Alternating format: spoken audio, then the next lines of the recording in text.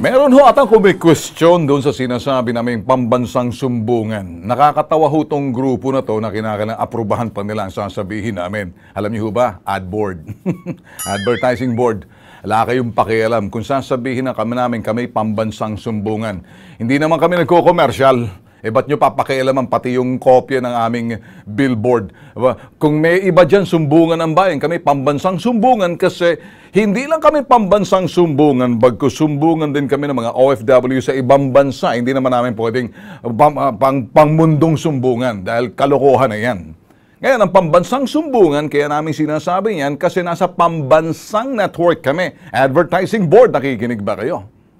Sino ang bigay sa inyong karapatan na questionin yung aming claim na pambansang sumbungan? Nag-iisang pambansang sumbungan kami. Wala namang sa ibang network na nakikita niyang sumbungan tulad na ginagawa sa Bitag na napapanood nyo rito, tulad na ginagawa ng Bitag Kilos Pronto. Kami ho'y talagang pinagsusumbungan. At marami hong klaseng sumbong na dumarating at tatanggap po namin.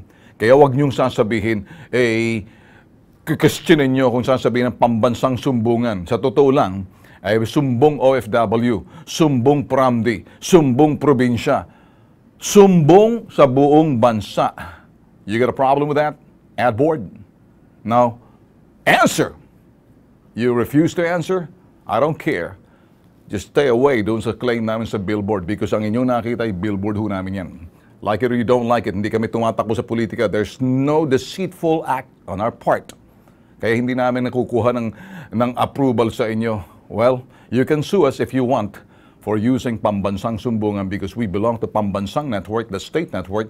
Kaya kami yung sumbungan araw-araw sa tuwing umaga na napapanood nyo sa Bitag Live.